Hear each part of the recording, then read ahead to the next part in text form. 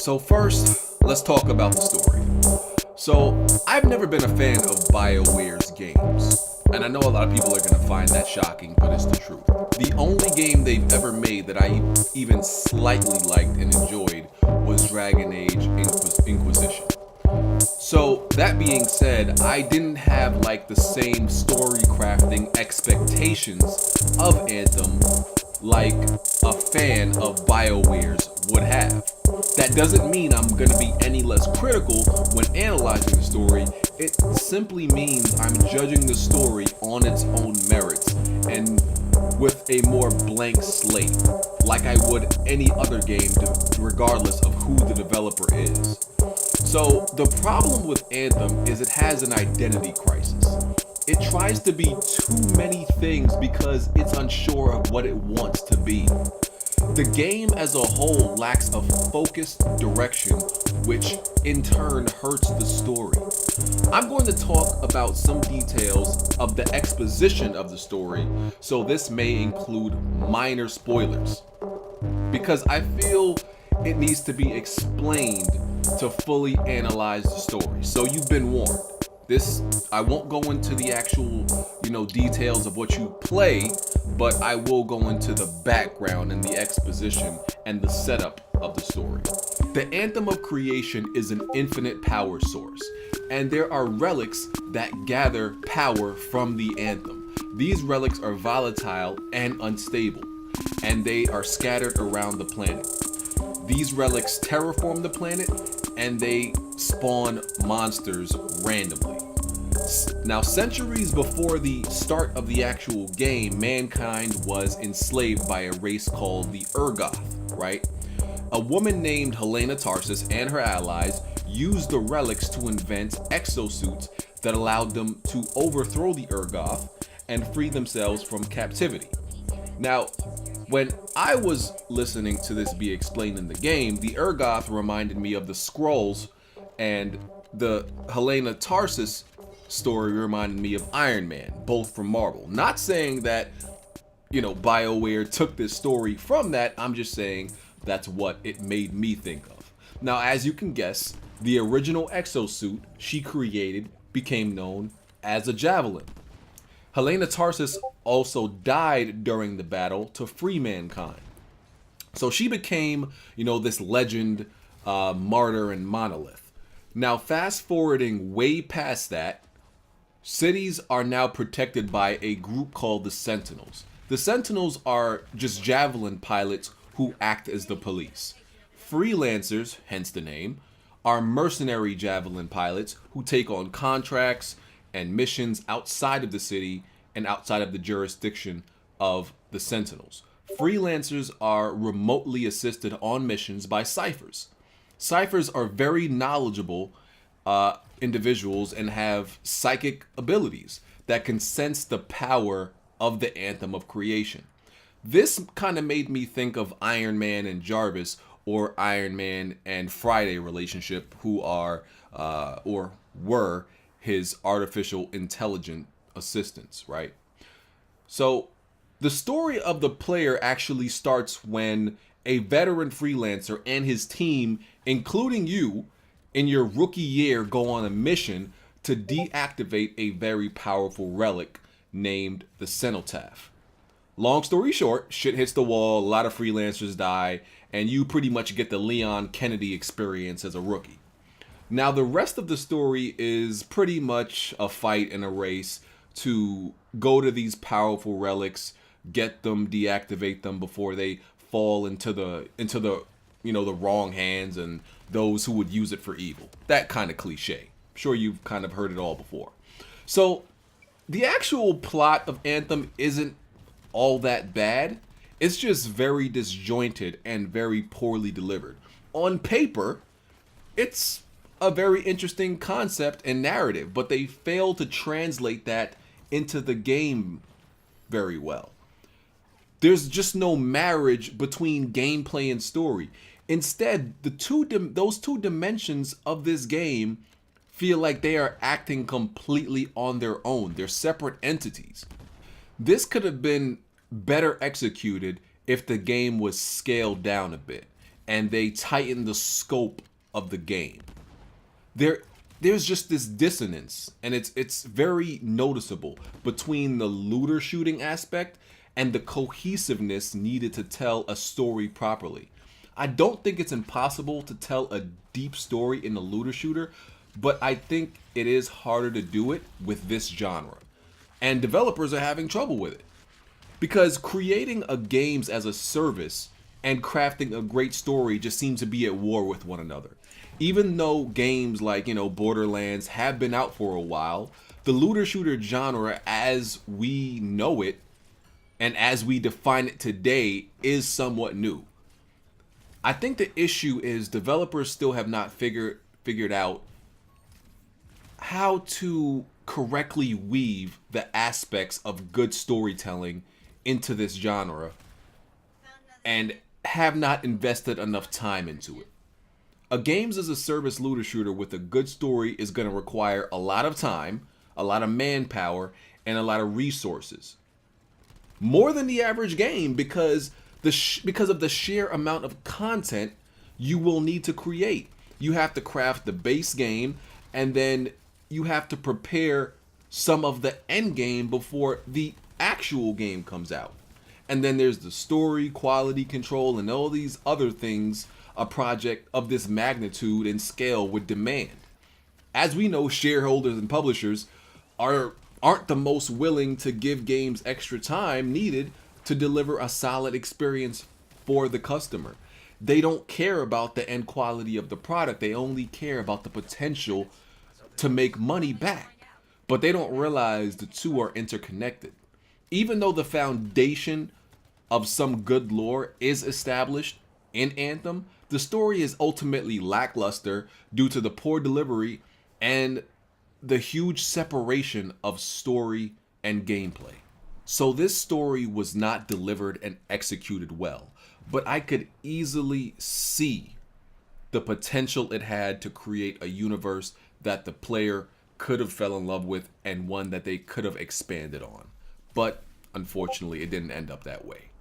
So now let's talk about the most important dimension of games, which is the gameplay, obviously. And the gameplay is where I feel Anthem shines and gets a lot of things right. The combat, shooting, skills, and unique abilities varied between the 4 javelins are the sole redeeming factor in this game. Flight feels exhilarating and unlike anything that I've personally experienced in a game before.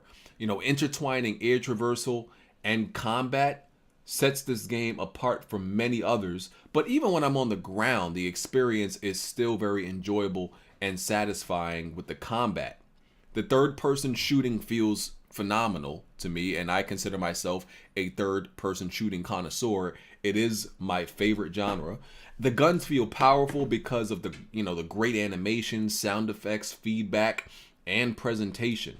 It just gives the player this impression that they are impacting massive and a massive amount of damage on enemies. And there's a good variety of weapons, and they have different stats and they perform differently. For example, I had a sniper rifle that had a high RPM, so I could fire it almost like an assault rifle. But then I also had a single shot sniper rifle that did explosive damage on impact. Gaining different types of weapons, abilities, and buffs made going on missions feel worth it every single time, because this game does a great job at rewarding you for every mission, for every task, for everything you do.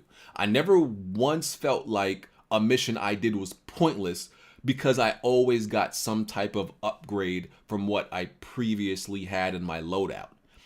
Customizing my javelins, appearance, weapons, and abilities in the Forge was something I always look forward to doing after every single mission. There are decals, plenty of colors, designs, javelin parts to make your suit look aesthetically pleasing. There are a good variety of weapons like, heavy pistols, grenade launchers, assault rifles, Gatling guns. But unfortunately, you can't customize these weapons in any way at all. no attachments, no color. You can't design your weapons like you can design your javelins, unfortunately. Now, each javelin has their own specialty, strengths, and weaknesses. The Colossus is obviously the tank. The Ranger is kind of your all-around javelin. The Storm is the elemental powerhouse. And the Interceptor is your melee, very lightly armored javelin that's all about speed and agility. The Colossus and the Storm were my personal favorites. The Colossus can sustain a lot of damage and output the same, and has a shield that can charge into enemies and also block projectiles. The Storm can, deliver fire, ice, and lightning damage, which can cause status ailments.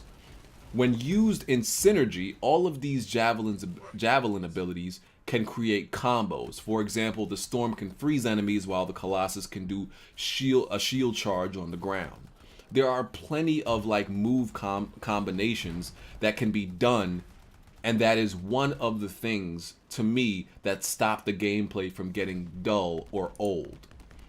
The customization slots for javelins are the assault system, weapons, strike system, support system, and components. And what's great about the component upgrades is there are general buffs that can be applied to any javelin, but then there are other buffs that are specifically designed to improve each javelin's unique abilities.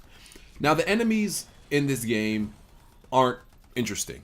They aren't, unique, and they lack variety. So the enemies are pretty generic. And the hub world honestly sucks. And it's annoying that you can barely run in the hub world. The running is comparable to briskly walking, damn near. It just serves as a place to move the story along, talk to some characters, and to get your next mission.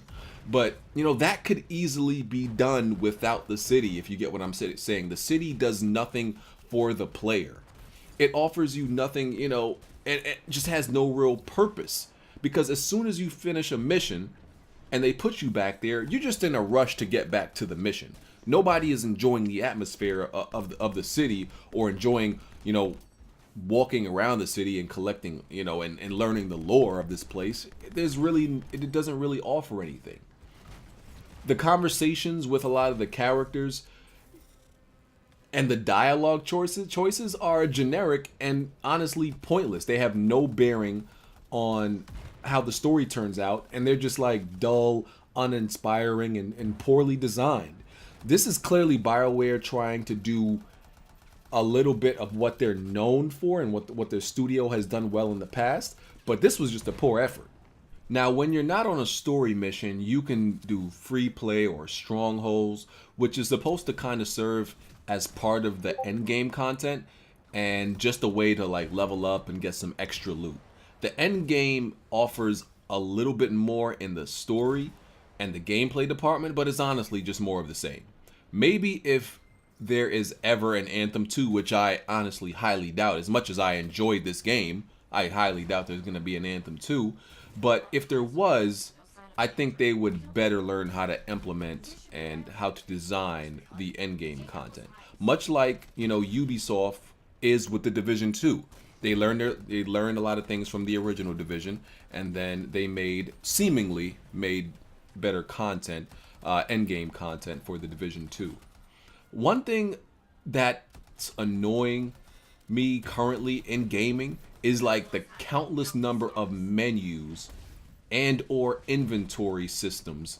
And Anthem is a serious offender of having too many tabs in its menus. The number one offender is the game I just previously mentioned, is Division. So all these games are really blowing my mind and annoying me. They have the most complex and convoluted inventory system and menu system. They need to simplify it because it's honestly a lot of redundant shit in it. Anthem needs plenty of tweaks to make it a better experience. And even when that happens, I don't think that will save the game. Things the amount of damage fire causes to your javelin, how long your javelin takes to stop overheating, overall flight times, Just plenty of minor and major adjustments. I've encountered plenty of bugs during my 30 hours playing Anthem. I can actually say I've never beaten a game that's had so many bugs in it. I know of games and I've played other games with more bugs in it than this game, but I've never beaten a game with so many bugs in it until Anthem. Some examples of those bugs are like sound dropping out, invisible enemies once you get into a mission. The game restarted my level back to 1, and none of these were game breaking, and just a simple restart was the solution, but that obviously doesn't make it any more acceptable. There's going to be a lot of patches released for this game, which will probably make this game its best form in about 10 months, which is sad. It's clear that Anthem still needed about 7 more months of development to make it a technically sound game. Now, I played Anthem with friends and also randoms, and it's a very fun experience to play in 4-player co-op. But the way I measure whether a co-op game is fun or not is to actually play it solo. And I can actually say I enjoy playing this game solo also. And the reason I measure it that way is because a game can use the social experience as a crutch to make the game fun. But that doesn't mean the actual game is fun. That means playing with friends are fun. So you remove that aspect, and if the game is still fun, that means the game fundamentally, the actual gameplay is enjoyable. But if it's only enjoyable if you're playing with others, that means that game is not good. So to me, Anthem on its own is good. But it is better played with others, absolutely. And lastly, on the gameplay aspect, one of the biggest problems with Anthem is the loading. And it's not that the loading is necessarily long, it's the fact that there's loading at all. It just completely breaks the immersion and completely breaks up the flow of the game when you're just out there doing missions and your team is, just in a rhythm, and then you have to go to a loading screen to get to the next part of the map. That is just unacceptable. If the loading times were a little bit shorter, I'm not even sure it would make a difference. Loading in general just really interrupts the experience. Alright, so let's talk about the visuals and the performance. So Anthem is a beautiful game. I played on PC, of course. But the performance is pretty bad. And there's a lot of the aforementioned bugs. I, have a GTX 1080, and I wasn't able to stay locked at 60 at all, even on medium settings at 1440p. And I've played more demanding games than Anthem at the same setting and gotten above 60. There's clearly an optimization issue. I've even compared my performance of the final game after the patches and after the drivers were released with the performance during the beta, and there was virtually no difference. The game was still playable, but nobody enjoys, inconsistent frame rates and inconsistent frame pacing. If it wasn't for the lack of optimization, this would, be a really good PC version because it has all the expected advanced graphic settings you want. The world has plenty of detail and vegetation. The terrain quality is high.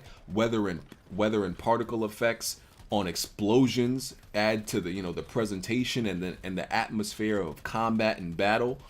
Lighting and shadows are nicely implemented, rendering far distances though, and rendering all the activity happening on the screen in 4-player co-op definitely contributes to the frame rate buckling.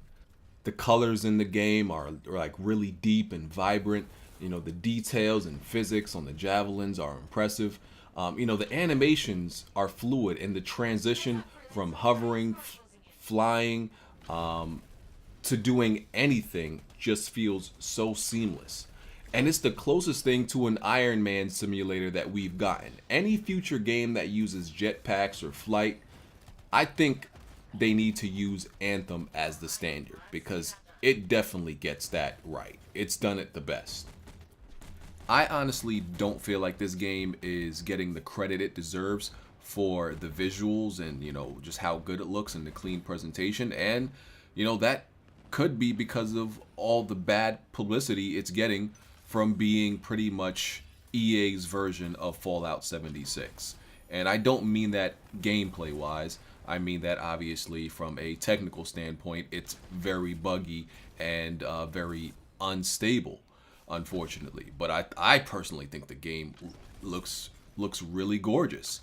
And, it's just, to me, it's so pleasing to, just look at the world. And it also upsets me because if I'm playing at 1440p medium, just imagine how this game would look if I was actually able to play it at ultra. So that kind of pisses me off at the same time. I think they did a really good job with the HUD and making, the on-screen presentation very minimal. I think you can even make it more minimal than it already is in the settings, because with games like this, it's very easy for them to kind of go crazy with putting too much information on the screen. And shaky cam is on by default, but you can even turn that off, if you don't want your game looking like a Michael Bay movie, with the screen moving up and down rapidly, on every explosion, on every, gunshot. So it's great that you can turn that off, but I actually enjoy having it on. Also, something else I think this game deserves a lot of credit for is the sound design. The sound effects feel so powerful and robust. And to me, in shooters, that's very important, because if the sound effects are not there, to me, that's a killer. Because then I feel like I'm just shooting damn near plastic objects, and I'm not really, creating the impact of the bullets or whatever I'm firing, right? So I definitely need that deep and rich sound in order for me to feel the feedback. So I and I need that the vibration from the controller. I need the sound design to be right. I need the enemies to react properly, like they're getting hit. All of those go together in giving the player just that that proper feedback and that response to make them feel like they're actually creating an impact on each shot, regardless of what type of weapon you're using. And I just like how they were able to create this impression that each exosuit had some type of weight to them. Even the lighter ones, they seem to have some type of weight to them, while also feeling responsive and agile at the same time. So I think that was a balance that they definitely got right also. So here's my verdict on Anthem. Anthem is one of the buggiest, no, Anthem is the buggiest game that I've personally ever beaten. But it accomplishes something that a lot of technically sound games don't. The game is fun. I thoroughly enjoyed this game and had a lot of fun with it. There's no way I could have beaten this game putting 30 hours into something that I was not enjoying. If I'm not enjoying something in the first 5 hours, I put it down, because my stance is life is too short to be playing bad games or games you don't enjoy. So I could have never done it if I actually didn't thoroughly enjoy this game. But at the same time, I can't recommend this game to anybody in its current state. I can tell you my opinion of this game is that it's very fun. But I can objectively look at the game and tell you, no, I can't recommend this either. So, it's just a shame that the surrounding aspects of the game are, really lacking, and the game still seems to be in almost a beta form. This game seems rushed, and it just doesn't seem complete. The gameplay and the visuals are definitely there. The game just unfortunately mainly falters in the story and the technical performance. So I give Anthem a 7 out of 10.